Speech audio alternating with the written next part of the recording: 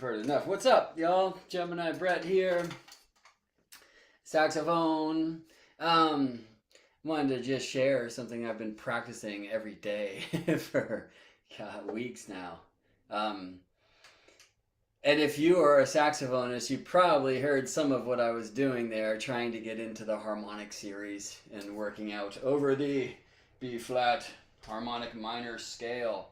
And one of the reasons why I wanted to share that to begin this journey, which is going to take us into strange, X space, I guess, is that the chart right now speaks of many things. And one of these, I feel, is the joy of practice, of development. I very much feel this in the Virgo space, Mercury having spent its entire retrograde loop in sign, and this place that's identified mercurially, actually. It's so nice to actually feel improvement day by day, right? And there's that kind of Virgo energy of practice that's so key to development, right?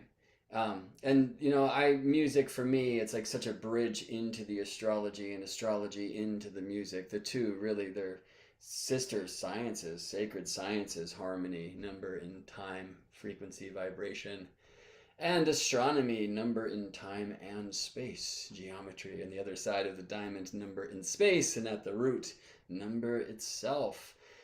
And this is the way that I've approach astrology through the sacred sciences, and kind of approach life and learn life anyway. And we'll see some of that today. So in this chart, we just have the moon is recently ingressed Sagittarius.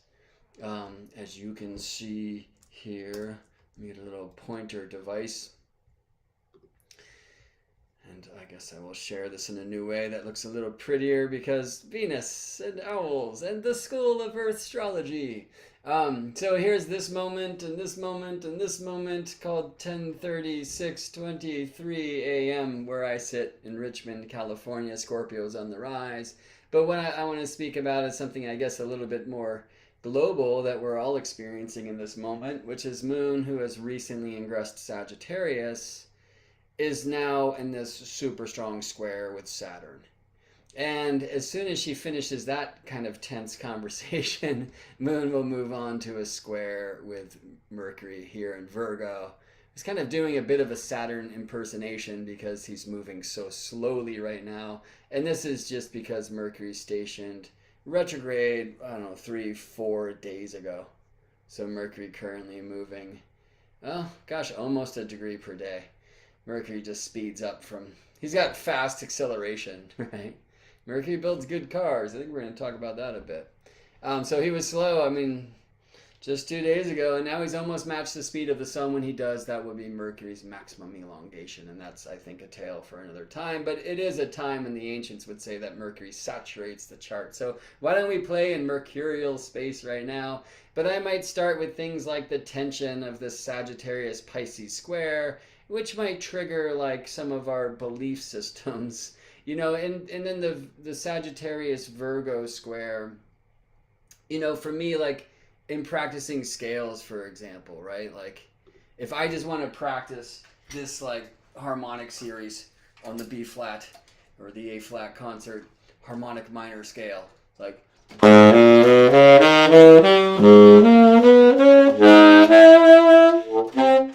missed it, so we go again.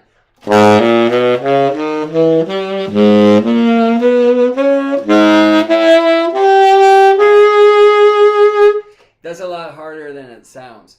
Maybe it sounds actually hard. Maybe it doesn't sound that pleasant, because that top note you heard, which, I call in this key E flat, I was actually fingering or playing a B flat and playing its third harmonic, and that's just going to take us probably too far beyond right now. But I will say it has a beautiful astrology bridge. It's hard for me to do that again and again and just be there and really kind of work on my voicings. This is what this is, developing a relationship with my air column, with the saxophone, how the saxophone's giving back.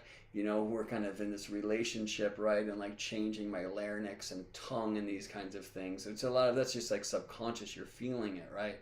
To pop these harmonics out. So I'm just like, I'm not moving my fingers here. That's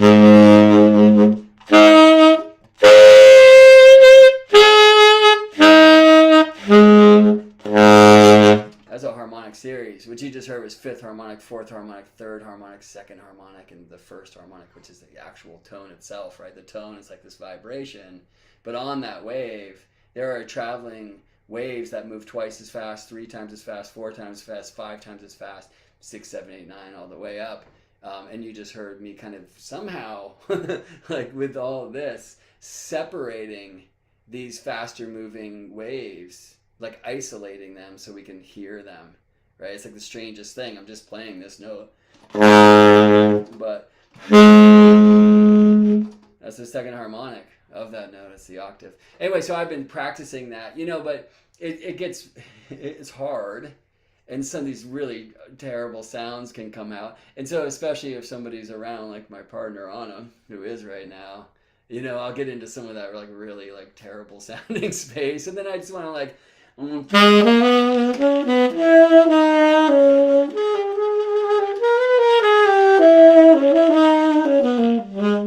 go like have an adventure, or I before I perfect this harmonic approach in this particular zone of the horn, this like B flat harmonic minor scale, like I'm tempted to go to the B and the C and just go and do my thing, right? Which isn't bad, right? But that's kind of like the Sagittarius Virgo square. The Virgo square is like, dude, practice. Like you're developing this thing. And it's been really exciting for me because a lot of what I just played, I know it doesn't sound so great, but like I couldn't do that a week ago. I definitely couldn't do it 2 weeks ago. And so just to be feeling that like development, it's so key. It's such a powerful and beautiful thing. And it's my hope that there's something that you have in your life right now. Maybe that's something that you've kind of been called to in this course of this last month, or I should say last month, right? The sun moving through Virgo. Now we're still in a Virgo month, right? Like the new moon seated in Virgo. Like I hope there's something in your life where you have similarly been called into a practice, and that you're able to have that joy of growth, right? Simply because you're devoted, right? Or maybe following the discipline of a practice, yeah, and just like growing and then feeling that joy of growth. It's such an amazing thing. And it really, requires a practice. It requires a discipline. I prefer to say devotion. It's like more of a Piscean space. But, to honor Saturn, who's there in Pisces now, I mean, discipline is like a really key, like to keep me from just going on the great adventure. Right. I need to just have that, like, nope, this is like where I am and I'm going to do this. And when we can kind of like limit the range, then we kind of focus in, and the growth, it just happens like in this kind of exponential way. So like you limit the range to grow the range, right? It's like such a wonderful trip. And I was never able to do that as a kid. Like I never really practiced saxophone. I just played, and I wish I could have then. And then learning to do things now on the horn, just literally in these last weeks, basically as a result of a current obsession with harmonic astrology that like I couldn't do when I was playing like professionally and just regularly. Like I'm not as good now. I'm not as flexible. I'm certainly not as like I couldn't hit a stage and just play with people like I did back then because that's what I did. Um, but like I'm learning the instrument and like building my relationship with the instrument, with harmony, with music in a brand new way. And a lot of that actually I have astrology to thank, because it's helped me kind of like get a weird side door into harmony. Anyway, it's like a long story. I wonder if any of you out there play saxophone and also study astrology. If you do, please reach out. GeminiBrett.com is a place where you can find a contact button and get to me. Because I would love to talk about astrology in music in general, but also astrology on the saxophone. All right, so anyway, the Sagittarius Virgo square, it's like Virgo practice, right? Like discipline, devotion, right? Like ritual. And Sagittarius, like the journey, right? At one point, Buddha's like, dude, this like starving myself and 4 kernels of rice a day, like it's not working, right? So I'm gonna go seek you know? But like, would he have gotten to that space had he not done that renunciate kind of Virgo disciplined thing? Right? Question. Yeah. Um, Also, right, a huge piece that in that story kind of like surged his seeking and probably does for all of us is like he realized that his belief systems were completely faulty. Do you know this tale? Like Buddha was born and his mother died giving birth to him. And it said that the great sages came and that his father, the king, was told that he would be a king like his father, or he would be like one of the greatest spiritual leaders, teachers ever. And his dad's like, I want the king. Um, and one of the things, whether it was an attempt to prevent the spiritual guide teacher path, or just to like help shelter the child from the pain and the grief that he was feeling in losing, the Buddha's mother, his wife, it said that he hid death from his child, from the Buddha as he was growing up. I should say Guantanamo Buddha, right? There's many Buddhas, but anyway, hey, he's like a prince in this castle. And he had servants that said like picking up all the fallen leaves so the kid would see no image of death, and that he didn't get hip to the truth that death is until rather late in life. I believe he already had a wife and kids. And then he just like jumped the wall. He was like, "What?" Like everything shattered, right? He was like this whole kind of matrix into which he was raised was false. Now suddenly he lived in a place where there wasn't only life, there was death as well, right? And he had to like get out of there and just go, seek. And he came into this period of his renunciation. And we come up against our belief systems often if we will allow ourselves to, right? If we don't get so fixated in our beliefs, like seeking is not believing. When we release our beliefs, we allow ourselves to seek, and in our seeking, we might just find. And what we find, I don't feel is belief, but rather faith, which is the knowledge that things exist that we can never like see or smell or share in a way because they're ours. So there's a little trip in this mutable T-square of the moon in Sagittarius, who currently at this time on September 20th, 2023, is squaring Pisces Saturn like almost perfectly. And then we'll translate the light of this kind of tense conversation, probably between seeking and believing, to Mercury. And there's something now in the tension of like the quest for adventure and the challenges of focus, discipline, devotion, and that. There's so much more I could say about this, but I actually want to instead just play, oh, I don't know, be the reed for this moon Saturn square to vibrate, and I can just probably do so by doing this. Elon Musk, what happened for you? Right? Now, an amazing thing is it helps us entertain two very important parts of the human experience. One is called self, and one is called group. Yeah? Because in your own personal experience, Elon Musk is a thing. I mean, some of you maybe have like met and spent time with Elon Musk, and then you actually have like a personal, experiential relationship, and this would be a very different world for you, yeah?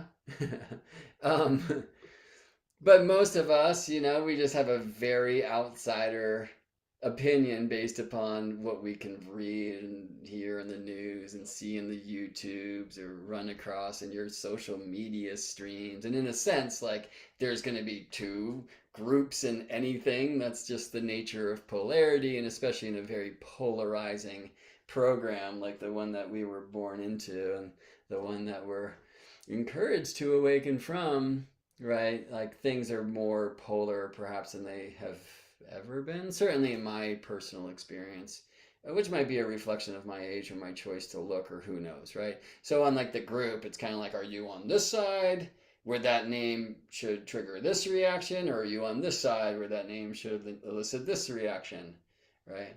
And then where are you in that group, right? This like comes into this like Sagittarius Pisces square in a huge way, like in a really powerful way.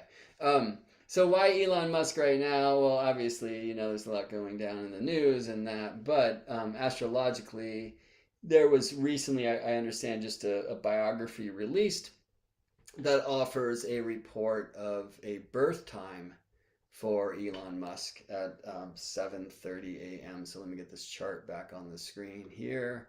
I'll do my best to check in with the chat every now and then for those of you who are watching live on YouTube.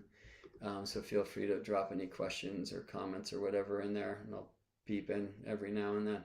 I can't see it, by the way, when I'm here sharing a chart. So 7:30 a.m. June 28th, 1971, in Pretoria, South Africa. Monday, the day of the moon, with Cancer, the moon sign on the rise. So some astrologies would suggest that Elon Musk actually is a child of the moon. Right? We see strong Cancer already with Sun and Mercury there, and Cancer rising. Now, I had when I was just kind of playing with Elon's chart some time ago, I was really interested in what we call a mutual reception between Moon and Mercury.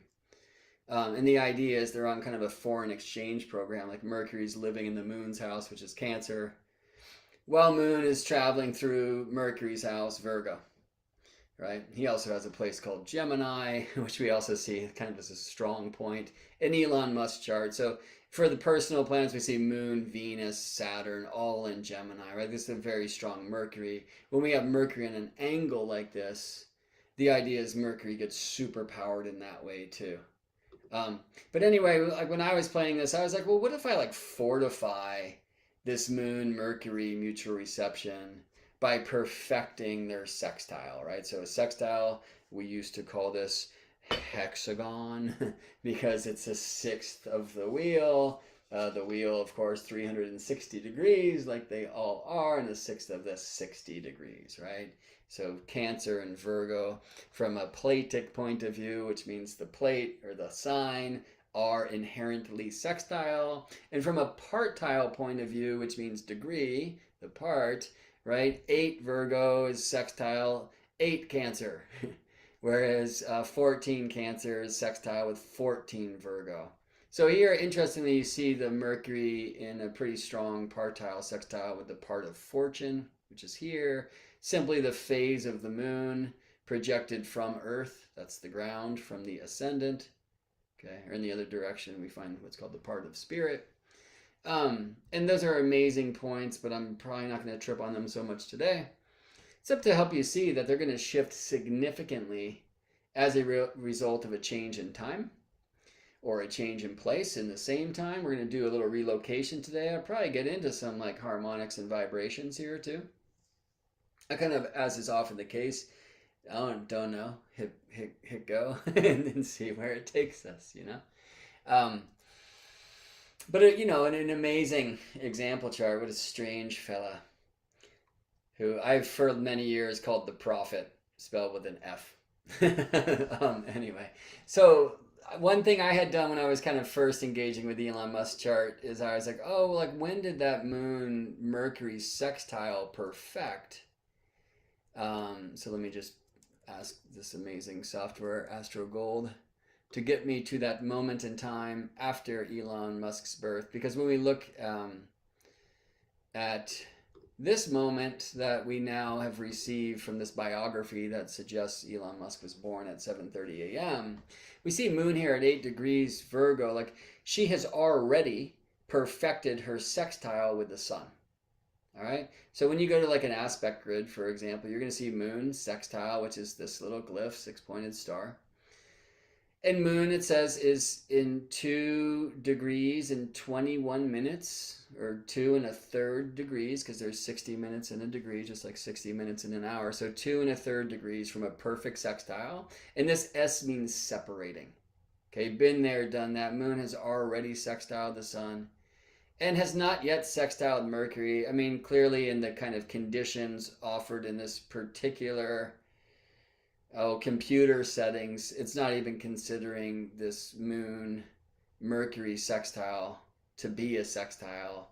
Frankly, I see it there, especially because Moon moves so fast. Many of us suggest she casts kind of a wider net.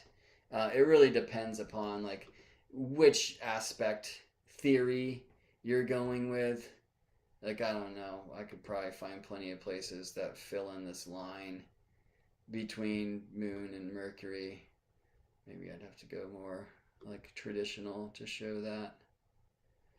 Yeah, I'm not getting it to show up, but regardless, I'm happy to just report that most of you who follow astrology weirdness this far will already be able to see on the chart that the moon, as she moves forward, because she's the fastest through the zodiac, although when Elon was born, the moon was moving quite slow. The true black moon Lilith marks the point where Moon's orbital path takes her furthest from the Earth. It's called the lunar apogee, far from Earth. So this moon's slower than normal, where this Mercury's faster than normal speed. Anyway, the moon moves much faster than Mercury. And so shortly after this time, the moon's going to make it to 9 Virgo and 10, 11, 12, 13, and 14. And then what we say perfect the sextile with Mercury. So let me just show you that. And we're going to see as I move through hours after Elon Musk's birth, we're going to see a line suddenly appear between Moon and Mercury here. And then that line will get kind of thicker and thicker here. It's not there yet, is it? Yeah, now it's just barely there. This like thin sextile line. And as I continue moving through time, it's going to get thicker and thicker as the Moon Mercury sextile perfects. And I think it did so around 9 p.m.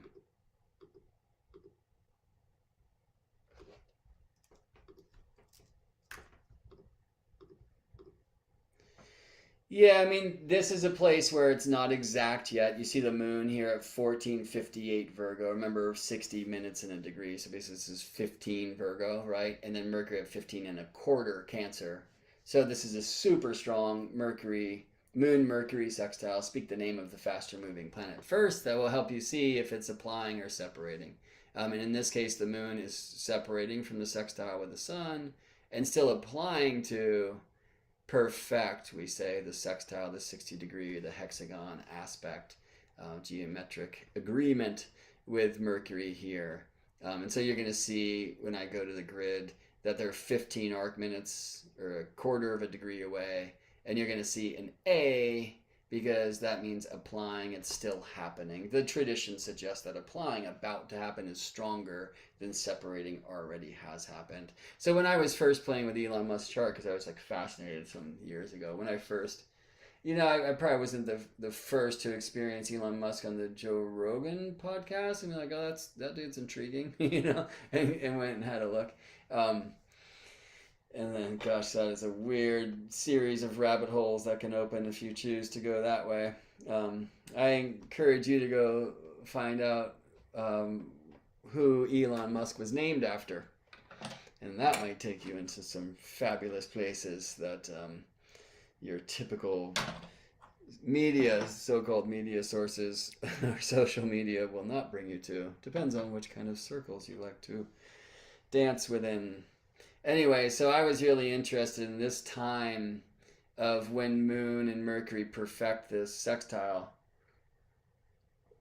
Because a Virgo Moon and Cancer Mercury and sextile, I feel, speak a lot for an engineering mind. There's a lot of engineering in the Virgo design that like has this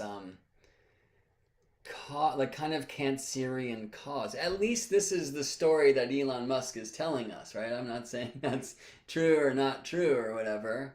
But there's this whole idea that Earth will not like be sustainable for our human race like long term, or even if it is, it will not be able to keep up with the exponential growth of the human population. I'm not saying this is true, by the way, like whether or not you agree with that, like this is the wrap, right? So we need to prepare Mars, like we need to prepare another planet so we can have a second home or a place to go in case this whole thing like gets blown up or something terrible, right?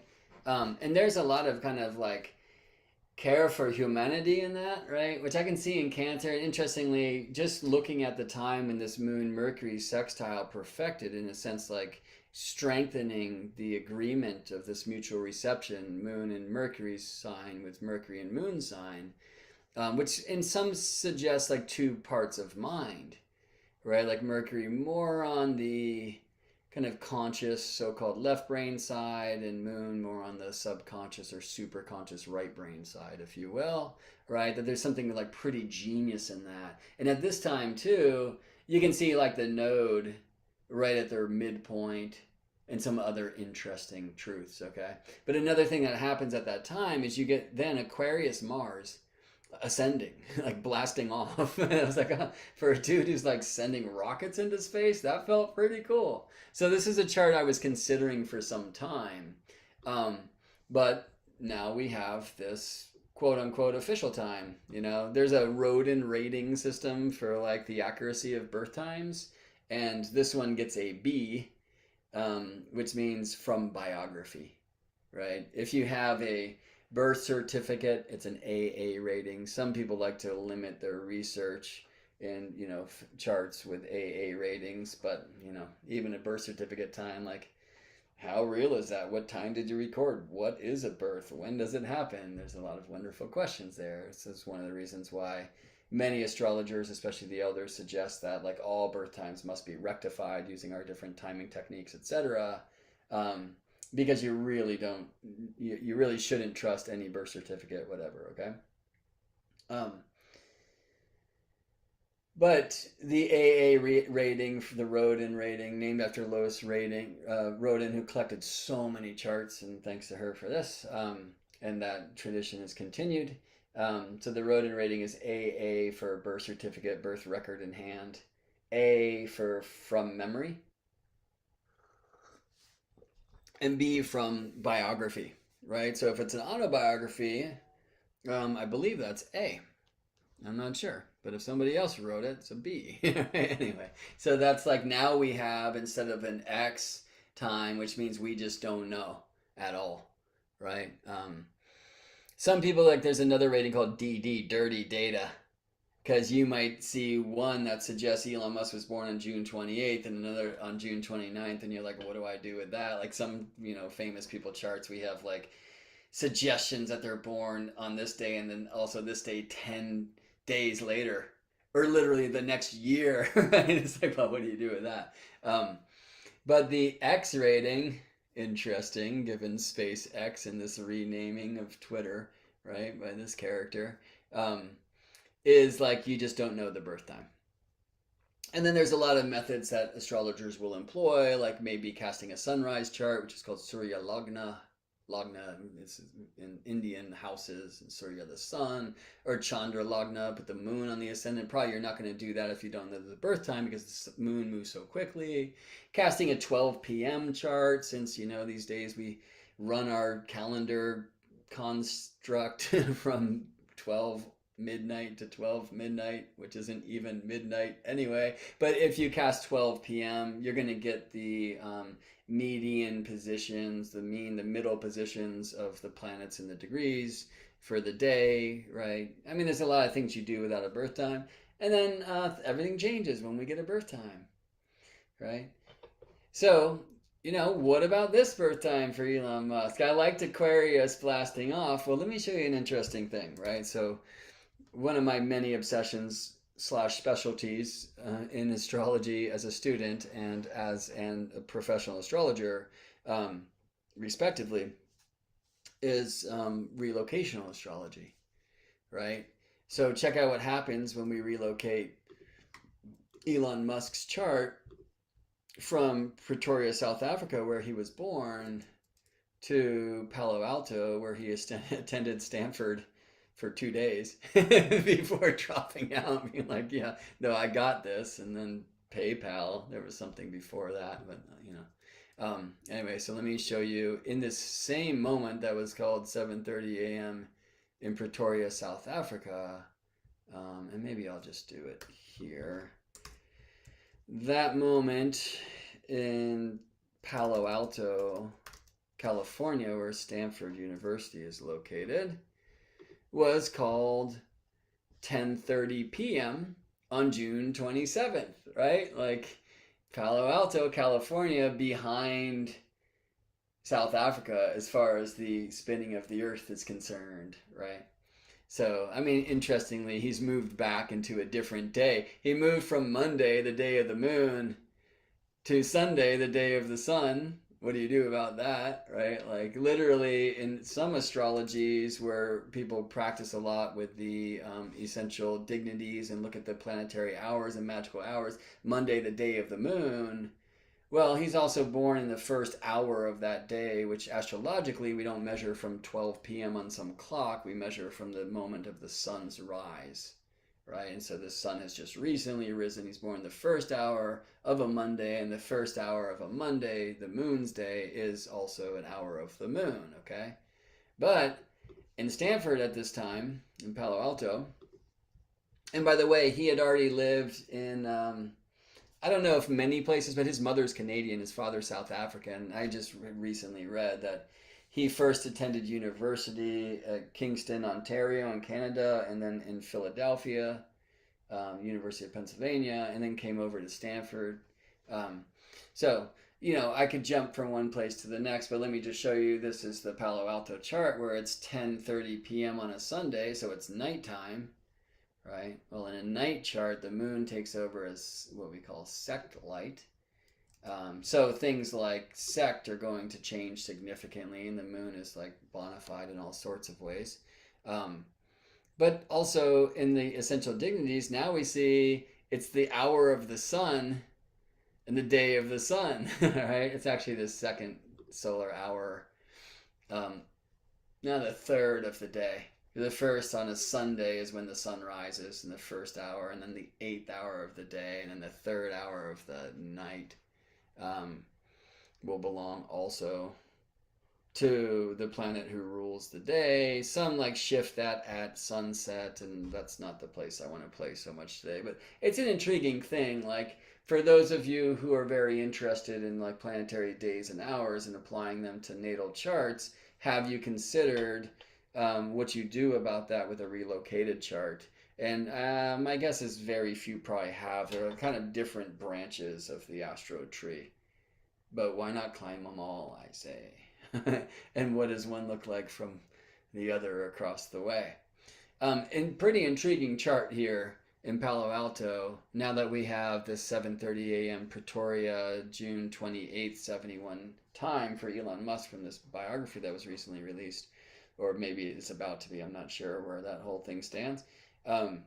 Now we see Aquarius rising in California, where he started so many businesses, all right, and where we started this one business called, blasting rockets into the sky, right? I think the first SpaceX launches were all from Florida. And then I know there were a lot of California launches before he's recently, become wealthy enough in the company enough to like create their own launch pad in Boca Chico, Texas. I mean, interestingly, he also has the Boring Country, the Boring Company, a hilarious name for tunneling, and his whole thing exoterically, right? Let's look at Cancer rising again. It's like, oh, I care for you all, and if we put the highways beneath the ground, we can actually do a better job of filtering some of the exhaust and helping out with climate change, but also y'all won't sit in traffic. You're just cruising around in the underneath and you pop out through these kind of surface tunnels. And who's actually hiring the great drills of the Boring Company? How about super rich people for their underworld Armageddon lairs? Oh, wait, did I just reveal myself as what some of you might call a conspiracy theorist? Well, go do the research. Oh, wait, are we not supposed to do our own research? Please. All right. Anyway, you'll find actually in a good amount of quote unquote scientists, inventors, strong Cancer. I'm going to see if I have a chart in here I can pull up for you. So I have paused my screen share to make sure you cannot see any of my clients' names.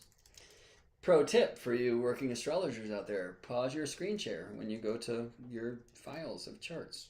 Don't share people's info. Not cool. Um, but for some reason, we feel it's okay to interrogate the nativities of people just because they're on the world stage, like Elon Musk. Is it? I'm not so sure, but I'm doing it anyway. What do I want here? Do I have this chart? I do.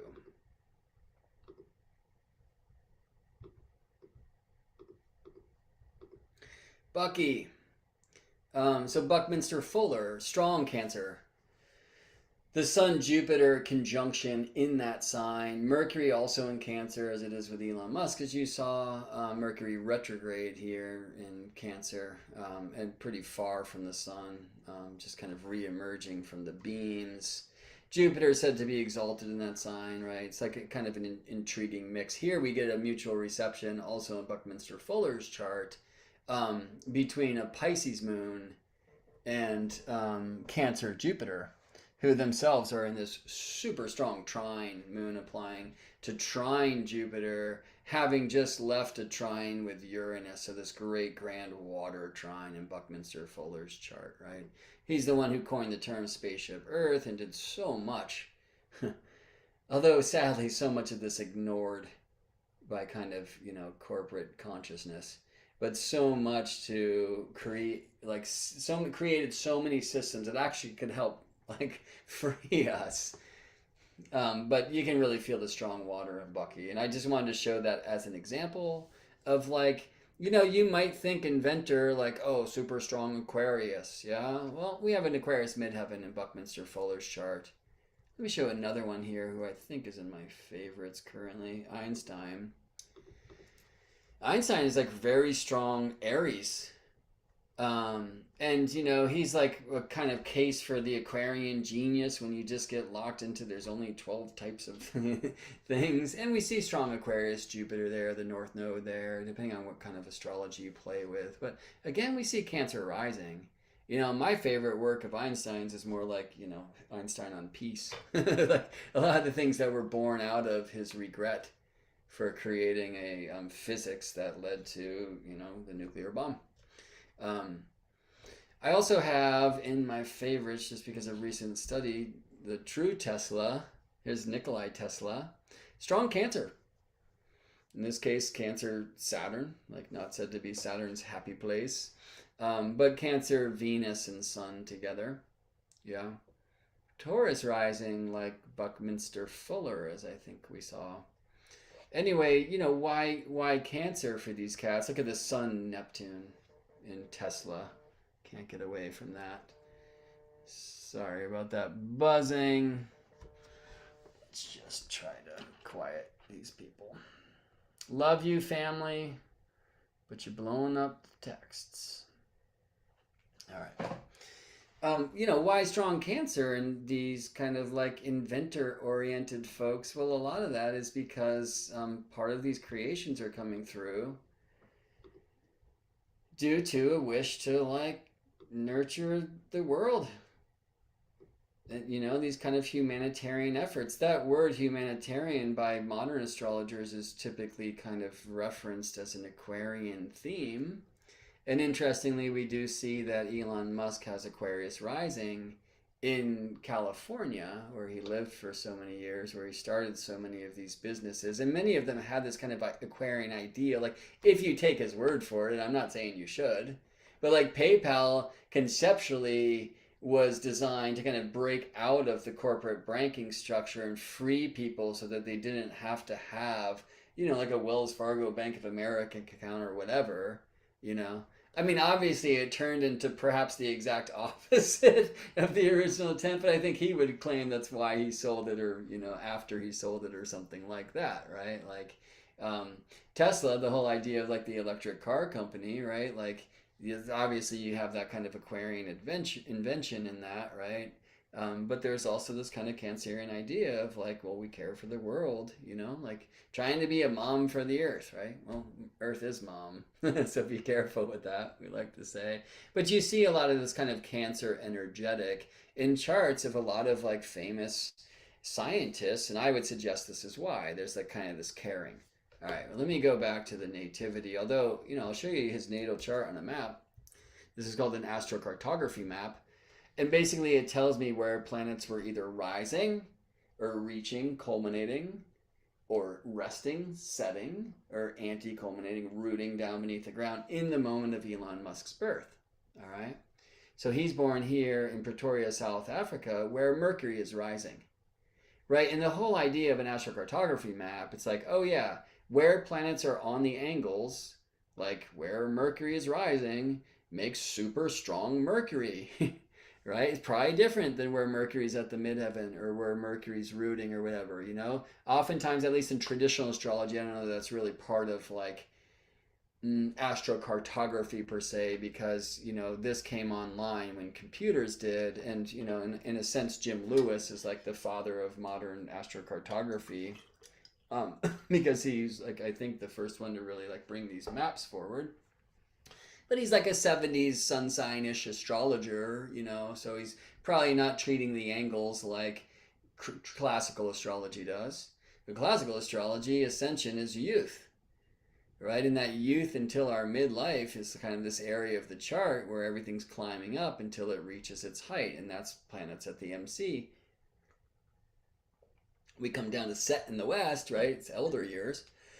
And down beneath the ground, aka hell, is the tomb and the womb from which we come, and here we are when we're young. Like Mercury rising for Elon Musk is intriguing, right? Because it would be like, from a classical perspective, like this is a very strong energy. Like planets that are at the angles, the ascendant, the MC, the descendant, the IC, are going to be super powerful. Some would say in general, planets in the 1st, 10th, 7th, or 4th houses. And notice I say 1st, 10th, 7th, 4th, not 1st, 4th, 7th, 10th, because the movement through the houses is this way, clockwise in the chart, okay?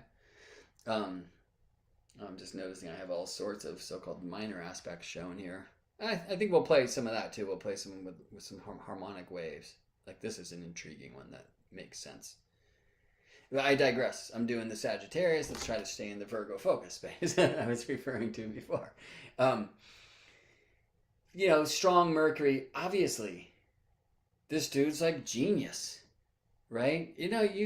I find when I listen to Elon Musk interviewed, he's not so articulate, right? And some of that, by the way, Mercury here, according to traditional astrology, is combust.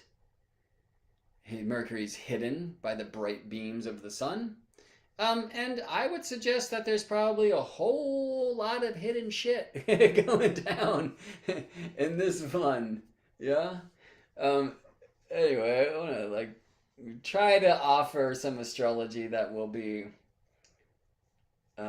available for all to receive. So I will probably limit some of my own personal experiences of this nativity. Do some of that good old 21st century self-censorship. Anyway, so, Mercury rising, like the being, regardless of the sign where Mercury resides, is going to be incredibly mercurial. And I would suggest when rising, it's very personal, it's very path-oriented, and it's going to be something that comes alive very young in life. I mean, I can't remember how old it was that I recently read. I do have an article here somewhere. But I think Elon Musk programmed, what did I just read in this space? So I'm on Britannica. I'm not sure I should trust them either. But anyway, early life, PayPal in space. Oh, at age 12, he created a video game and sold it to a computer magazine. Genius. By the way, age 12, Right, in traditional astrology, it's a pretty interesting time because it's when we return to a first house annual profection of the ascendant. That would be a return to Cancer for Elon Musk's nativity, ruled by the moon, who's in Virgo. Virgo is the third sign in the Cancer design, and the moon is said to rejoice in the third. Now, you see the moon here in the second, when my feet are on the ground looking through the lens of a so called Placidus division of the wheel into houses.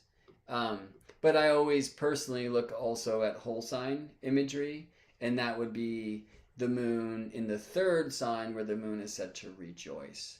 I also, however, feel that the planetary joys probably are more of an expression of astrology and quadrant stuff. But I should say that Mercury is said to rejoice in the first.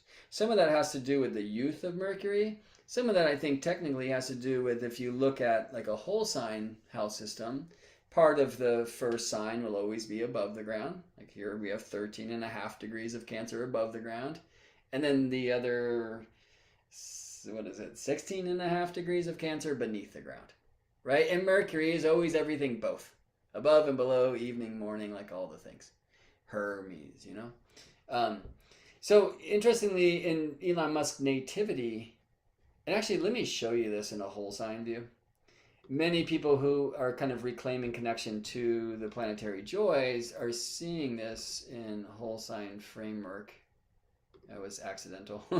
Here's all the stars of the Pleiades, to which Saturn was somewhat closely aligned at the time of Elon Musk's becoming. Let me shift this thing to a whole sign house system. And, you know, we see some interesting results, like Mercury is said to rejoice in the first, Saturn is said to joy in the 12th, Moon is said to joy in the third. Yeah, so there's significant what is called accidental dignity in this regard when we look at Elon Musk through the lens of whole sign houses. Yeah, and so for some of you, you'll be like, yep. And some of you, you'll be like, that's not a house system. Do your thing, right? So again, here we are today with Moon squaring Saturn. We're probably going to push some belief systems, and some will maybe choose to adjust, and some will say, turn this thing off instantly. Do what you will. Well, I'm just currently hung up on this very strong binovile between Moon and Venus, but I don't want to be there yet. So angular Mercury, right? Mercurial cat. The Moon Mercury mutual reception like emphasizes this, and I'm actually intrigued now, you know, like I had shared before, like I was interested in seeing that time, which is around 9 p.m. when Moon perfected the sextile with Mercury. But now as I'm getting more and more into harmonic shapes, I'm intrigued to see this distance between Mercury and the Moon, because it's sextile -6. It's 54 degrees. And I think I will have time today to show you how that's in the fabric of the fifth harmonic chart. All right. Before we go there, let's get back to this map and just speak about angularity, okay? Check out over here in Kingston, Ontario, and in Philadelphia, right, in this zone. Here's Kingston and Philadelphia, like here, right?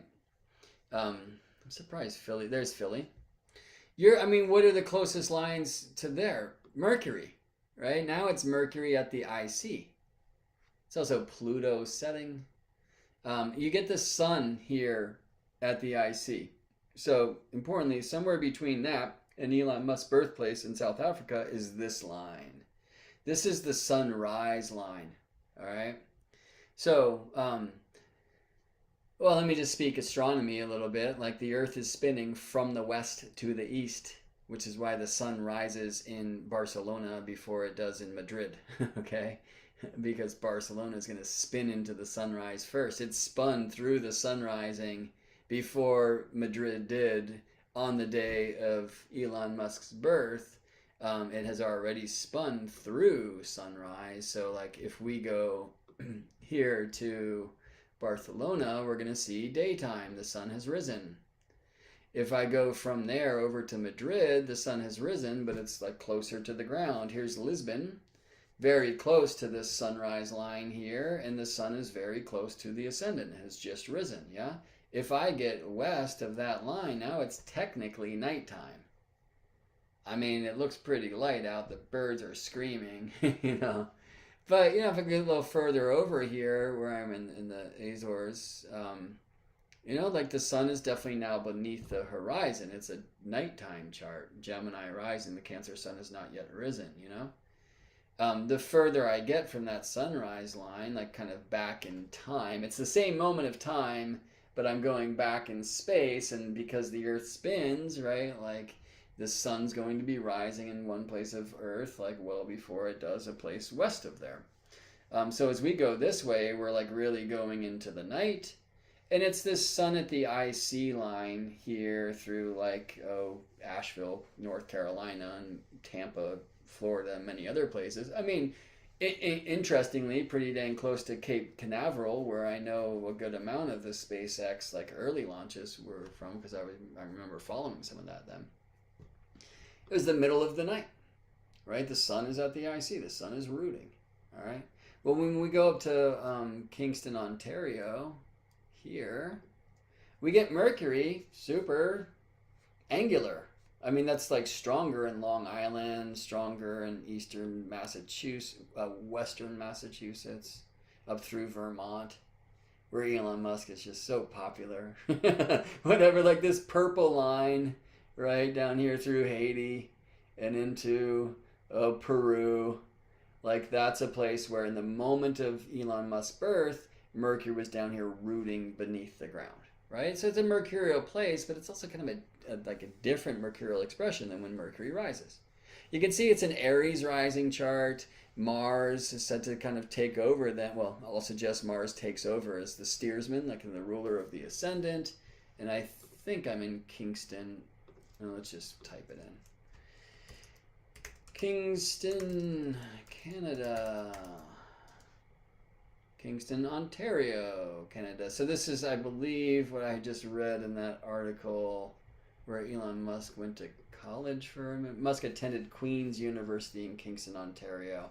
And in 92, he transferred to the University of Pennsylvania, Philadelphia, where he received his bachelor's in physics and economics. He enrolled in graduate school in physics at Stanford University, but he left after only 2 days because he felt that the internet had much more potential to change society than work in physics. Okay, which signs want to change society? So here in Kingston, Ontario, you see that Mercury down there. It's actually with 11 degrees Cancer, right? We're kind of close to the midpoint of Mercury and the Sun. Some intriguing things here, like Aries rising and Mars is sextile the relocated ascendant. Capricorn at the midheaven, Saturn, he went there for school, so I might look at the ninth house, Sagittarius, and then that has me asking what Jupiter's up to. I mean, I'm noticing that Mars is right at the midpoint in this Placidus house chart, the ninth house cusp in the ascendant degree, relocated ascendant degree. For Kingston, Ontario, let's go down to Philadelphia. It's really not far away. We're only talking about this much of Earth, right? The chart's going to look pretty similar. You have to be able to spell though to get there. All right, so yeah, I mean, kind of the same trip. The strength of the Mars ascendant sextile is a little bit weaker than it was in Kingston, Ontario. Mercury's closer to the IC though. Yeah.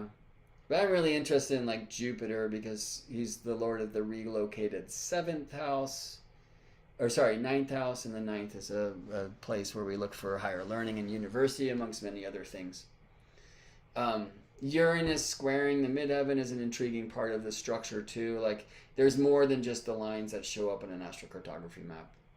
There's also, by the way, a whole nother kind of directional astrology called local space, created by the ancients, but also by Michael Erlewine, great astrologer of modern times. So when I go from his nativity, I'm just looking to see if there's any local space lines coming here. There's not. I mean, we get kind of close in California to a Pluto line, which actually does go pretty close to Austin, where Elon Musk now resides. And then I'm interested to see, here's this moon line. I'm interested to see where on Earth um, Boca Chico, I think is where Boca Chica, it looks like, is now the SpaceX launch center. It's like right down here. That's what I recently was taught is the toe of Texas. So when I go back to the nativity, we find local space lines getting a moon line going so close to that place, where he'll probably launch a rocket to the moon quite soon. So that's intriguing. And it is this Virgo moon, and especially in this mutual reception between the Virgo moon and Cancer Mercury. I mean, there is just a genius there. There's a very much like an engineering mind, and it's an engineering mind with a cause. It's that part of his chart, like, really has me in a sense believing his story a bit. I was just tripping on Chase the cat outside my window. He's like watching the shadow of an apple tree on the fence, and hopefully just kind of like cracking the code of the sundial's expression of seasonal energies. But maybe he's watching something else. Chase, I love you, boy. Right. So, it's pretty intriguing, like, and maybe a testament for local space lines to see this moon line from his nativity coming here to this place where he now resides, kind of moon-Pluto midpoint in Austin. And then this is an astrocartography line, Venus at the IC in Austin. He moved there from Hillsborough, California, somewhere in the Bay Area. And then I can see actually some intriguing things, like this is Mars in the node in like relocated local space lines. Okay, so when Elon Musk was born, the Palo Alto chart looks like this. Let me just type that in. You know what? Let's go back. I'm going to go to Kingston, Ontario.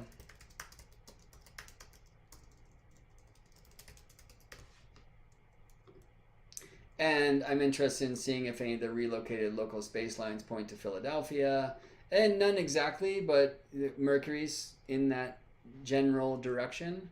Mercury is actually north in the northern hemisphere. The IC is due north, okay? So Mercury's departing from this place in the moment of Elon Musk's birth, or at least at the 7:30 a.m. Pretoria, South Africa time that we've been given. It's going up this way, okay? But then he comes all the way around the world and comes back kind of close to Philadelphia, right? He then relocates to Philadelphia, I assume, since he transferred from University in Kingston, Ontario to Philadelphia, PA. And then my question is, are there any lines heading from there out to Stanford, California, since that's where he went next? And the answer is no. You're somewhat close to a Pluto-Uranus like midpoint. Okay, but intriguingly, when we do relocate to, I'm going to go to Hills. Well, let's go to Palo Alto first.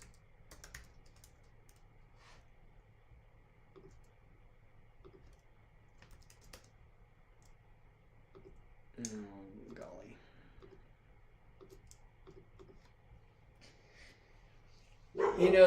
There's these lines heading up towards the Bay Area that are like in local space, Neptune and Saturn. I'd have to get a map with some more resolution like the one at Astro.com, and also kind of like learn more about Elon Musk's specific path of where did he move when he dropped out of Stanford, and where was next, and where did he start Tesla, and where was he when he started SpaceX, and yada yada yada. Okay.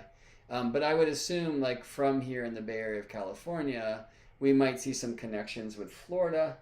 The moon line is heading over there. Not quite. It's up here through South Carolina. Why? Because SpaceX was launching from there. That we might see some energies moving towards Texas. And this is kind of intriguing, right? Like, he, like many others, have fled California. Do what you will with that. And moved to Texas.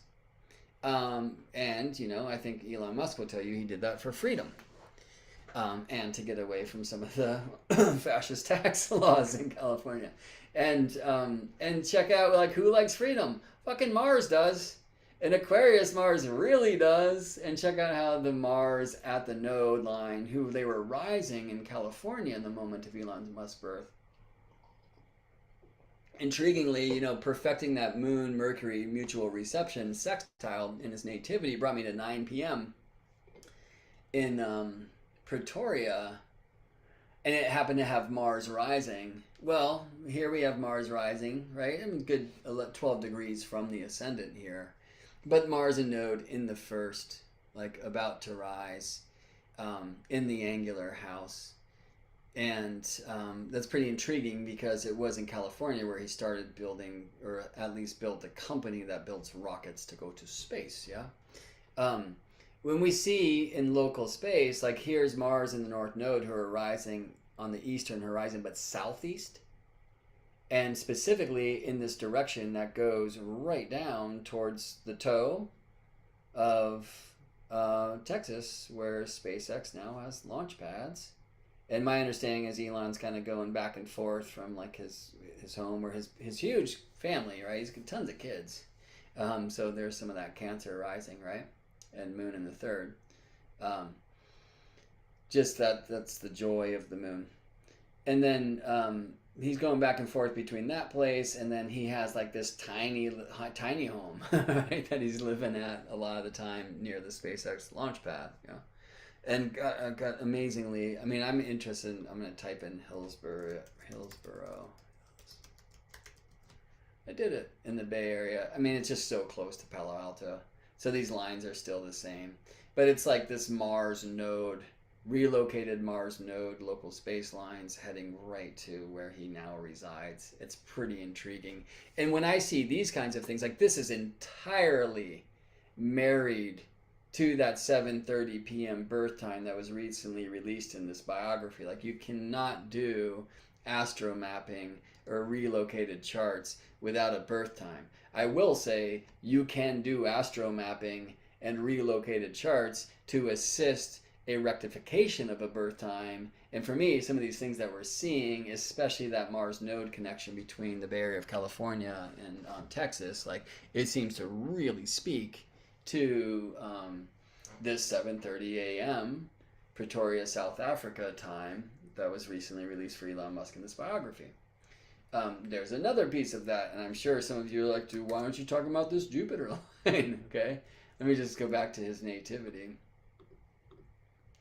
All right, so like now these local space lines are all emerging from Pretoria. All right, and we don't see much heading, sorry, that's a little erratic, to the Bay Area of California. We do see the Moon super close to the launch pad now, and pretty close. I'm just interested in seeing where Cape Canaveral is in Florida. Canaveral, got it. Wow, so very close to the Pluto line. I mean, I remember watching some SpaceX launches that blew up there, like launching during an eclipse with Mercury retrograde. It's like, you need a better astrologer, dude. And I watched that rocket blow up. I mean, you also see a Uranus astrocartography line there. So we get a Pluto local space line crossing a Uranus descendant astrocartography line. Like, okay, there's a lot of power there. There's a lot of power in a rocket. There's a lot of innovation, right? There's a lot of revolution. It's also the middle of the night, sun at the IC, right? Kind of intriguing thing, especially, when we're heading out to space. It feels much like like a night journey, doesn't it? So the sun's in space too. Local space anyway. So local space lines, we don't see much heading up to the Bay Area of California. We do see that Moon line very close to where SpaceX is now located. And I'm going to take the local space lines away and just focus in on these astrocartography lines. Well, and I'm sure you noticed this when we looked at the Palo Alto relocation, like Jupiter is right at the midheaven. Some call this an opportunity line, especially in midheaven profession, visibility, reputation, all right? And they'll just say, it's Jupiter, it's great. Let's read here on Astro Gold software, which I like their delineations often, but the Jupiter line is about being in the right place at the right time. Well, the time is your birth time. But, the place of your birth time where Jupiter, in this case, was culminating or reaching its highest height. Let me show this to you. I want that back. But I also want this. Can I have both? Thank you. Right, so here's the moment of Elon Musk's birth where it was not 7:30 a.m., by the way, in Palo Alto. It was 10:30 p.m. Aquarius rising, Scorpio at the midheaven. All right. So we read here about Jupiter culminating. Oh, wrong button.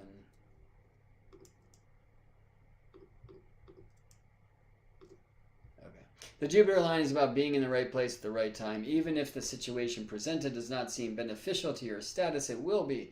With the benefit of hindsight, you will later see just how events or people encountered along this line have helped you achieve your goals and dreams. You will feel a sense of prosperity and success in your chosen profession. Or 7 chosen professions. Promotions, beneficial contacts, opportunities to travel and study will all be connected with your career along this line. For these reasons, you will feel optimistic about your life direction. This is a beneficial line if you are a writer wanting to get published, or if you are wanting to promote your business, or to take a higher profile in your profession. You may even find your life taking a more spiritual or religious direction along this line. In some cases, you may find yourself stretched to the limit in your career. Again, it is only with hindsight that you will see the benefits. The only drawback to traveling along this line is that you need to ensure that you do not become grandiose in your expectations of situations or people. The world is your oyster as long as you remain sincere, honest, and down to earth. Does anyone feel like Elon Musk is a tad grandiose? I like that word here. I mean, some of this I'm like not sure. And also like why all this, again, you'll only be aware of this in hindsight. Like that's not my experience with astrocartography or relocated like angular planets. Like they tend to happen and sometimes like quickly. Notice that, for Elon Musk, there's this super strong Jupiter-Pluto sextile. So where Jupiter's angular, Pluto's going to be sextile that angle. I should say also when we look to his natal chart, he has a pretty strong yod between that Jupiter-Pluto sextile with the midheaven at this 7:30 a.m. birth time, which has recently been released. That's an interesting thing. All right. Here's a question for you. And I also want to say, because I find that, this is a chart that you can't leave behind. Like, you will always bring your nativity with you around the world, and relocation charts are fascinating and important. But notice that from a traditional point of view, Jupiter rules the 9th, okay, of like long-distance journeys, including journeys to space, by the way. From the 5th whole sign, he's also in the 5th here in the Plaza, is very kind of creative and powerful, that. All right. He also rules the 6th. But let's look to that statement about Jupiter and all those things at the midheaven. That's like Jupiter in general. Like cookbook Jupiter. Well, what about Scorpio Jupiter? If Scorpio Jupiter is going to be grandiose, right? Or if Scorpio Jupiter is going to kind of blow up and be seen as like reputation or in career, what is it about? All right, this is one of these points where I want to stop this share and just see if any of you who are here live at YouTube have anything to ask or say. And I would love if anyone wants to contribute what you feel like Scorpio Jupiter on high is about. Feel free to chime in with that. And things are weird in the YouTube realm. Christmas present to yourself will be to get an astrocartography reading. Sweet. Though I also imagine you're happy in your home with your fam and whatnot, Nathalie. But we can go look at places you've been and places where your people are and stuff, and I'm happy to. Some declarations of birthplace, right on. Thank you for answering my pleading because my mind was bored and I'm craving unique stimulation. Right on. Okay, well, does anyone who's here live have anything to suggest about what the Scorpio nature of Jupiter might add to some of what we just read about Jupiter at the midheaven, right? Like you make sure that when you're reading these kind of cookbook things in astrology, to apply your own natal chart.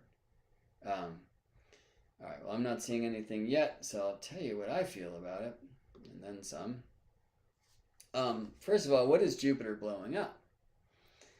As Jupiter expands, and I just saw a hummingbird, hi, and it's a big one, fun. Um, what is he expanding in Scorpio? I mean, one experience of Elon Musk, is like, yo, y'all need to be careful with that AI shit. Like, you are literally building the whole Terminator movie in real time. And if you don't have regulations, which is an interestingly Saturnian word, right? Like, this literally could be the end of humanity. Right? He's also like, yeah, I mean, we're kind of killing our Earth, or we could, or an asteroid can come hit us. Like, there are so many different ways that our planet could no longer be a home for us or a safe home for us. So we need to start developing Mars. Like, it's right there, it's possible, like, and we need to take this beyond like fantasy and start putting it into form. It's not going to happen in my lifetime or my generation or my kids, but for my kids, or whatever, there's now going to be a place where they can go and create a new home if Earth is no longer safe. I mean, do you feel like the Scorpio? And especially, like where, I mean, whether or not this is something that Elon Musk was rapping about, before most of us heard, like most of us heard that story from him while he was in California, where that Scorpio Jupiter is on the midheaven. And you probably saw it's not just Scorpio Jupiter, by the way, but this Jupiter Neptune conjunction of his nativity. Yeah? Out of sign. Let's show that on the map. Right, so here's Jupiter. And Neptune's way over there. It's not that far away. It's a big Earth, Definitely like more Jupiter in this space. Neptune actually with Saturn closer to some of the places where his many military contracts, allowed him to launch military satellites into space and other government contracts and government satellites, and anyway, it's interesting to see the North Node rising where Neptune's at the midheaven and Saturn's at the IC, like all simultaneously here in many kind of Air Force bases that have hosted SpaceX launches over time. And I'm not educated enough to speak to that more directly, but I'm also open-minded enough to speak about possibilities there that like education would not offer or allow for. Anyway, in the Bay, it's big Jupiter in Scorpio at the midheaven, as we see here in this Palo Alto relocated chart. And, like part of what turned me on about Elon Musk is like, finally, somebody's saying, like, hey, AI, cool, probably inevitable, but it could kill us. So you might want to think about that now, not in hindsight, right? Elon Musk, however, wants to brain chip you, right? It's like, wants to cyborg you, right? And by the way, he comes from a long line of folks who want to brain chip and cyborg you.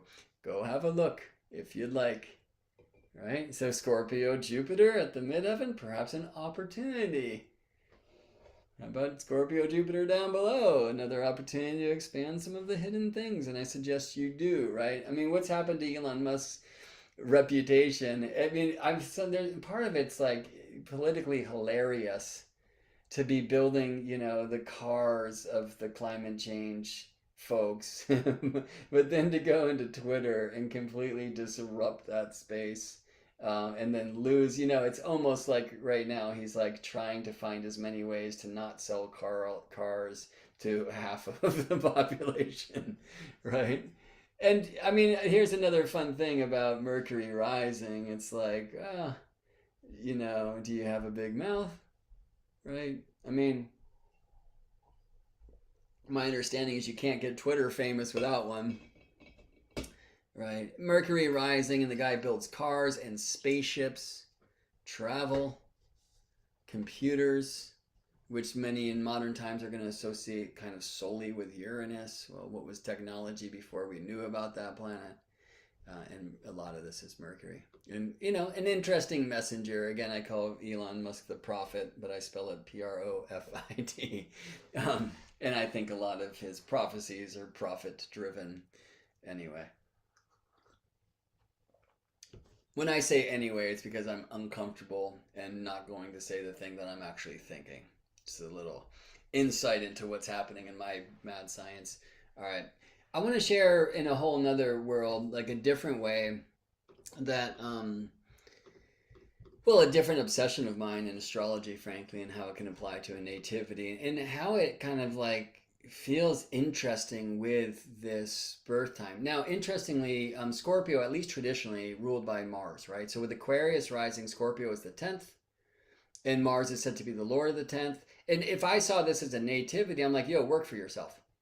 The ruler of the 10th is in the first. And what? Oh, you're going to have to do like super innovative, out of the box, right? Like, it's like full steam ahead, like Aquarius, Mars rising, right? And it's probably going to like talk about heaven and hell and be driven by like the evolutionary purpose, like not only on a personal level, but maybe more like cultural level, right? And I feel like this is here, you know? Again, as I said before, like regardless of where you relocate to, so let me show you like Texas, for example. Um, let's do the launch pad. I think it's the SpaceX launch pad in Boca Chica, Texas. Not far from Austin, like the relocated chart wouldn't look too different. Now, Sagittarius up at the midheaven, Pisces rising, like both of these are said traditionally to be the signs of Jupiter. Jupiter in the ninth, long distance journeys. Like this is the perfect place for this cat to be launching rockets. You know, that rocket launch thing feels a little bit like more Marsy to me, right? We might want to see Uranus. How is Uranus involved in this whole picture? You know, we have a really strong square, Sun-Uranus square, a rather strong, though separating Mercury-Uranus square. But I kind of want to see Uranus like more involved in Elon Musk's planetary picture, and so that's one of the reasons why I would look to harmonic astrology and midpoint pictures and other things. Like in midpoint pictures, by the way, these great dials could help me see something that I didn't before, that for example Uranus is at the long midpoint of Mars and Saturn, and at a midpoint of Mars and the node. We go back to the wheel and it's going to be a lot easier to see that Uranus, Mars, Saturn. And you know, I got a book for that. This is how it is around here, folks. I just follow the bouncing ball. And this bouncing ball is bringing me to Reinhold Eberdien's The Combination of Stellar Influences. And then we'll look to another source as well. So, Uranus at the Mars-Saturn midpoint. So let's look to Mars-Saturn. This is how this book works, by the way. And then see what happens when Uranus is between them. Extraordinary and unusual powers of resistance. Ability to give as well as to take, ability to give as well as to take under provocation, inclination to apply brute force. A test of nervous strength, intervention by a higher power or providence, sudden illness, sudden accident, separation, or case of death. And by the way, that sudden illness would not necessarily be an expression like of a natal chart, but maybe something more like this is a midpoint picture in a transit. Like, I need to be careful and not to just say that like this is how Eberdien's describing like a natal picture. But there's some interesting things there. Like some of you maybe have heard like hostile takeover and serious culture, kung fu and clean up. You know, use the term of your own choice. I think it's interesting to see what happened at Twitter as a result of Elon Musk's takeover. I'm going to read now from David Cochran's Vibrational Astrology, The Essentials, where David offers all sorts of short delineations for planet combinations, 2 planet, 3 planet, and 4. And in this case, I'm going to look at the combination of Mars, Saturn, and Uranus. So I guess I go to 3 planets and Mars. Mars, Saturn, Uranus. Productive and inspired when left alone. to do its own task. Difficult to stay on a fixed task and schedule. Demands from others are frustrating. Well, I'm sure that's true. I think Elon Musk, if that's true of his nature, must have a lot of things that counteract that, right? This guy's getting a lot done. But he's also in 7,000 directions at once. Very brilliant engineering mind, from my point of view. Like that's kind of how my mind is wired as well. And yeah, listening to him speak about some of the call to innovations and the challenges in like designing a car, for example, I'm like, wow, that dude is a problem solver, right? Solver. Whether he's solving problems in a way that you would prefer or not, I leave that to you. And I would very much encourage you to do what you can to look beneath the veil as well. Like, here's one who has received more government contracts than anyone else and talks about freedom. Somebody who's like exoterically battling censorship, but esoterically or not esoterically hiring one of the kind of great censor red pens of recent times to come to the company. Mysterious. And what can we truly know? And looking at these people through an astrology chart, on one level it's kind of invasive and rude, and on another level it's like try not to believe the hype. Anyway, so a thing that I was looking to this morning, let's play this chart a little bit more. We'll go back to the nativity. I was wondering, well, I guess before I go, let me just look at this, right? So Aries midheaven, right? Now, in northern hemisphere charts, you will often find a Pisces midheaven when Cancer's rising. In southern hemisphere charts, you'll often find a Taurus midheaven when Cancer's rising. The reason, by the way, is because Cancer rises extremely north of east. The closer you get to the equator, the more potential you are to have Aries, the 10th whole sign of Cancer, also hosting the midheaven. All right. I'll just say, like, very important to my own kind of search for vocation in the chart. I'm working not only with that midheaven point and associated planets and planets in the 10th or whatever it may be, but also with the highest point of the chart, which, contrary to ignorant teaching, is not the midheaven, but rather the point that squares the ascendant. It's always in the 10th whole sign. In this case, the midheaven is as well, but it's 17 and a half Aries. So intriguingly, like Chiron is right up at this point, at least at this 7:30 a.m. biography time. That's some call the nonagesimal, which just means 90 degrees from there. Some call it the zenith, because though it's not directly above your head, it's close to it. And Chiron is like no doubt the highest planet, if you consider Chiron a planet. I mean, it's a centaur, it's a different kind of thing. But if you're interested in Chiron, there's no doubt that Chiron is the planet that is highest above the ground in this moment. All right, let me show you that in like a little altitude list. Thanks to AstroGold for making this easy. And we see Chiron here 54 degrees above the ground. Our next closest contestant is, I think, Mars. 33. No, here we go. Saturn's 35. Right? Like Chiron's way up there and squaring the ascendant. All right. I mean, interestingly, what is this? Is the same altitude above the ground as the MC. I have never seen an astrology that's honoring an agreement between altitudes or oppositions in altitude or something like that. I think it's a part that we should be bringing in. I'm intrigued by it. So not only is Chiron like at that square point, at the curve of the ecliptic, the highest point of the zodiac above the ground in this moment, but Chiron also shares the same altitude as the midheaven, which is like intriguing. That has to do with Chiron's, must be southern latitude. No, he's right on the ecliptic. Wow. That's also intriguing to see. Elon Musk was born while Chiron was crossing a node. And I want to show that.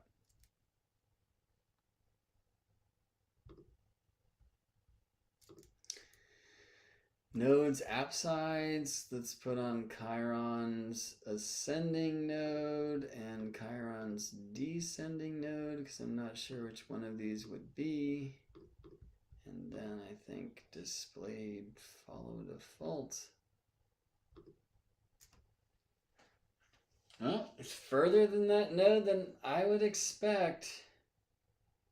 Oh, I see, because I'm looking at the wrong number. I'm looking at the change in Chiron's latitude daily versus Chiron's latitude. And Chiron's north. Oh, southern hemisphere. Okay, never mind. I just had a breakthrough that you don't even want to hear about. We'd have to go into some seriously kind of deep astronomical trenches that I don't think we want to spend our time with. I want to do some other things.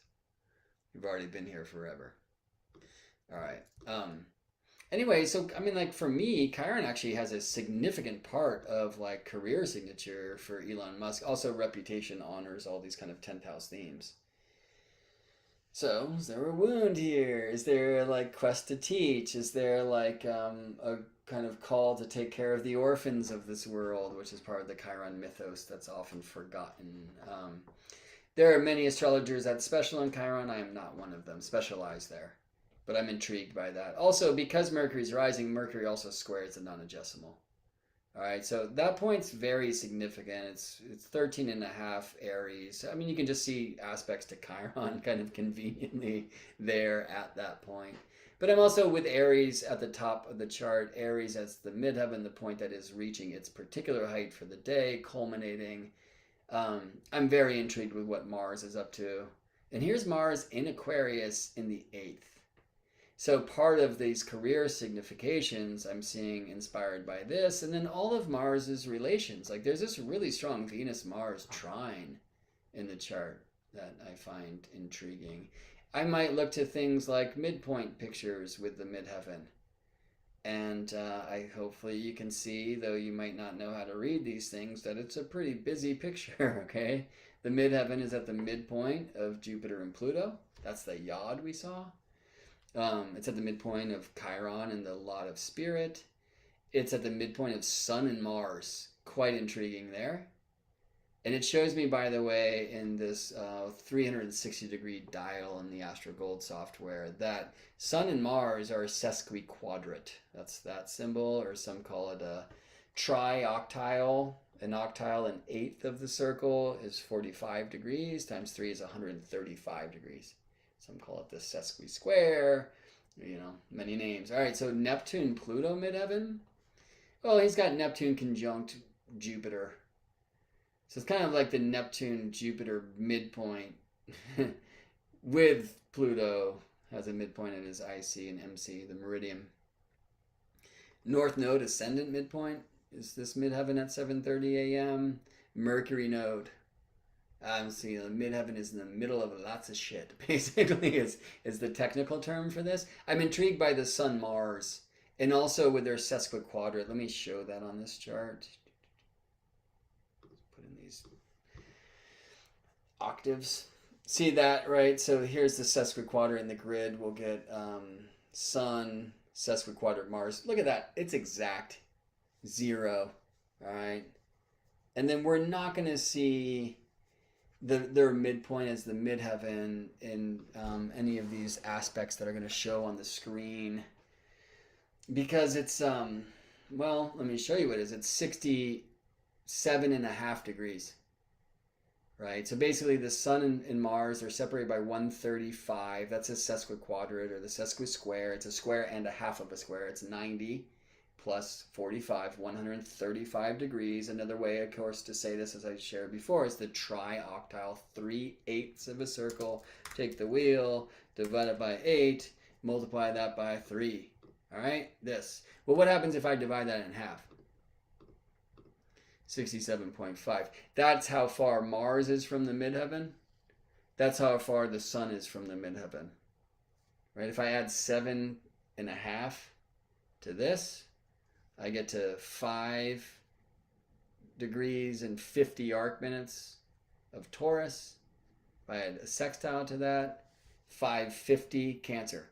And the sun's at 553 Cancer, right? It's like an exact 67.5. Well, what the heck is that? 3/16. It's half of 3/8. Now we're getting into weird math place. It's kind of like that with harmonics. Like you can let the computer do all the math for you, but I enjoy knowing it, and it requires like much more teaching. I'm preparing like a long, maybe book, probably like serious kind of ebook app of like harmonics, so you can hear it musically, see it geometrically, like much more. It's going to take years, probably. But I'm obsessed. I love expressing these. I love teaching these. By the way, those of you who go to the NORWAC conference in May in Seattle, May of 2024, I'll be teaching a pre-conference workshop on harmonics. And it's gonna be real good. Anyway, let's see what happens if I divide the wheel 360 degrees by 16. So we call it the semi-octile. Okay, and multiply that times 3. And you get 67.5. That's the distance between Mars in the midheaven, between Sun and the midheaven being this midpoint of Sun and Mars. All right. If we look to a 16th harmonic chart for Elon Musk, we're going to see Mars, Sun, and the midheaven all conjunct. There you go. You might be wondering, like, wait a second, how are the midheaven and the IC conjunct? Yes, welcome to the strange world of harmonics. Hold on a second, I want to clean something up here. Any even number harmonic, 2, 4, 8, 16, 32, whatever, is going to have oppositions shown as conjunctions. In the 8th harmonic chart, which is a really key chart in regards to manifestation and drive. That asked me to review what time my reading is that's coming up. All right, I have a client in 10 minutes, and I got to do a little prep. So we're going to have to end this, and I think I'll come back into harmonic astrology and Elon Musk another time, perhaps. We'll see what the response to this one is. Anyway, in the 8th harmonic chart, we're going to see this midpoint structure of Sun, Mars, and midheaven expressed in a different way. Sun and Mars are conjunct because they're 3/8 apart from one another, so they go all the way around 3 times in the 8th harmonic chart, which oddly has a circumference of 45 degrees. So 135 looks like all the way around 3 times. But 3/16 looks like halfway around, back, and halfway around again. So that midheaven 3/16 from the Sun and Mars is here. Either way, it's like a very prominent image in this 8th harmonic chart. That Sun-Mars come together, which we should see for somebody who's like inclined to launch rockets into space. I would, I bet you we'll see this in, well, God, I almost said Werner von Braun, and then I did. Anyway, and other folks, check out like how Mercury, Chiron come together. They're at the ascendant. They're in this wedge. It's not shown here. I have to change my aspect set. But you see this really strong wedge shape. Okay, so it's Mercury, Chiron, ascendant, Sun, Mars, midheaven, or Sun, Mars, meridian. That's a very powerful shape and a very focused shape in this 8th harmonic chart, as is this Moon, Neptune thing. So we have a dreamer, a visionary, Moon, Saturn, who can like try to bring that into order, Moon square Venus. Right, there's something about beauty in this design. I have to just be fast here. Maybe I'll just start another video with this sometime. But I think this is actually pretty telling about Elon Musk's cause and calling, and also like how he will be seen in his reputation. And the way that I'm going to see him is going to be very different than the way that you see him. Probably some of that has already been clearly expressed. Yeah, later I want to talk about something that just popped in when I was looking at the map before, which is Saturn in a really strong undecile or 11th vibration with the midheaven. Because some of that is like the bringing order in a really strange way.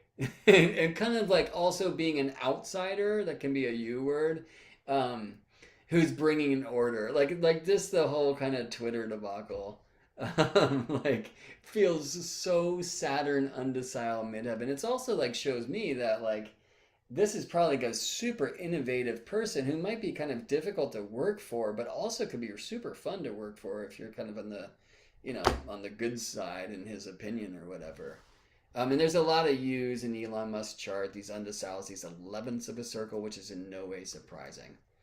Let me just plant one seed that hopefully I'll explore in another video in regards to like Elon Musk's harmonics. Like, I personally want to see a strong connection between Mercury and job. Now, I already get it. In the way that I work, I start a little bit more traditional, although I guess traditional astrology is sadly not working, I feel, enough with the highest point of the chart.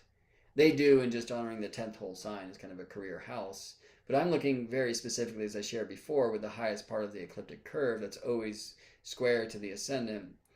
So 13 and a half, Aries. So I see Chiron there, and I see Mercury very strongly aspecting that point. Right, so it's there. I mean, I'll even look to like this Venus aspect to that point, although it's like a little bit looser than I like to see. The nodes are really significantly tied to that point, but not tied to the midheaven degree, at least through the way of the seven rays, like traditional aspect theories of oppositions, trines, squares, and sextiles. Yeah. There, I need to.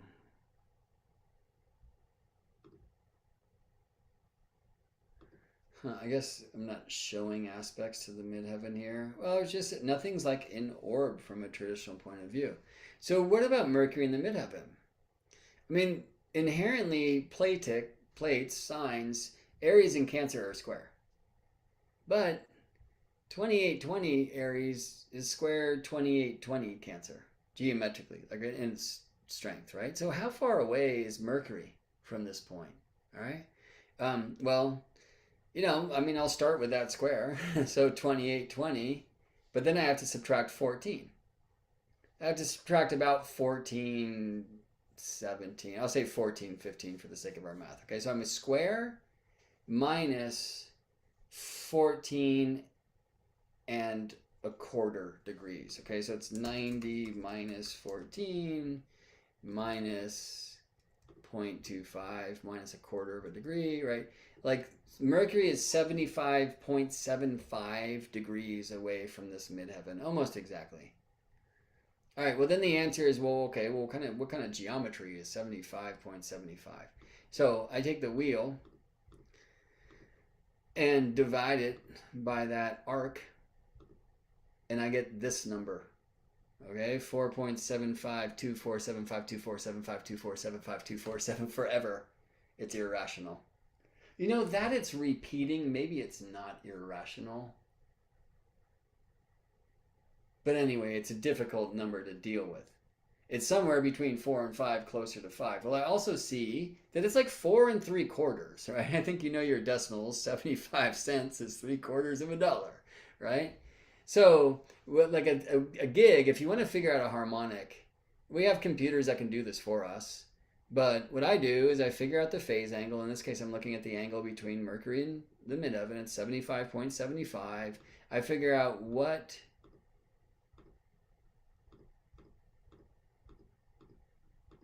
division of a circle that angle is, and the answer is it's a 4.75. It's about a 4.75 or it's about 4 3/4 of a circle. And then I want to make this a whole number.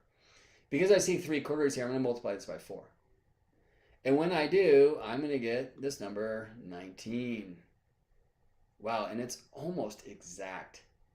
And this means that Mercury is 4/19 of the circle away from the midheaven. I mean, like, I'd better see strong Mercury in Elon Musk's chart. I get it here with Mercury rising, but I want to see Mercury configured to the midheaven.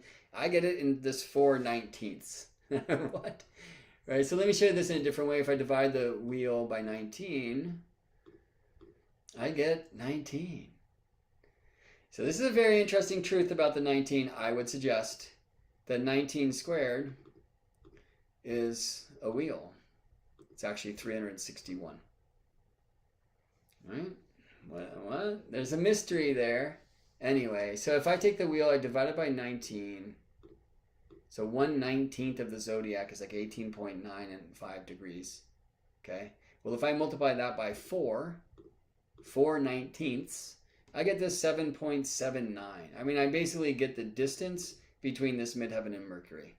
I can show that to you in a 19th harmonic chart, which has a circumference of 18.9 degrees. And now you're going to see Mercury midheaven conjunct.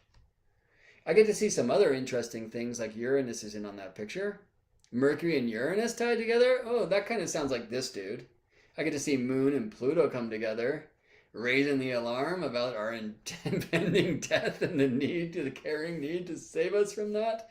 Interesting, it's like Moon, Pluto, Venus, Lilith in this wedge. You get this mystic rectangle between the angles, the kind of ascendant descendant division, and the nodes, right? And then you get, I mean, just Mercury, Uranus, midheaven, right? Which I really want to see in this chart. Saturn's not quite in that picture. They're kind of like all alone in that regard. So, well, what is the 19th? Depends on who you ask. Let me just read quickly from David Cochran's Vibrational Astrology. Very, very different image of the 19 than what we find from David Hamlin's The Spirit of Numbers, by the way. I cannot find harmonic astrologers who do not contradict entirely. So you kind of got to go do it yourself. But in general, well, I'll just say, like, many see the 17 and the 19, which are both primes, right? So if it's 16, you can be like, oh, that's a square of a square. It's a 4 of a 4. Or it's a 2 of an 8. Right? If it's 15, I can play with 5 and 3. I can play with trines 3 and quintiles 5 to try to derive something about the 15. When you got a prime number like 17, nope. You're on your own. You might play with, well, it's between 16 and 20, or who knows, right? But anyway, in some suggestions, the 17 is and the 19 both are like non-linear, and that's going to take us into, quote unquote irrational places, but just like, atypical places. And that the 17 is more of a Venusian, more kind of tends towards the arts, and the 19 is more mercurial, tends a little bit more to the mental expressions. So, Mercury 19 midheaven, which is only the result of the 7:30 a.m. birth time for Elon Musk, which was recently, published in this biography, like that intrigues me. And I want to I'm going to spend some time with that, and then hopefully I'll be back and we'll do a little harmonic assessment of Elon Musk. Deeper dive sometime. I'm like, as I shared before, I'm currently obsessed with harmonic astrology. It brings a lot of my fascinations of like music and geometry and number like together. It's going to scare some people away full force. But I'll probably be here because I have a little bit of time over the next month, like doing a little kind of harmonic deep dive of many different charts.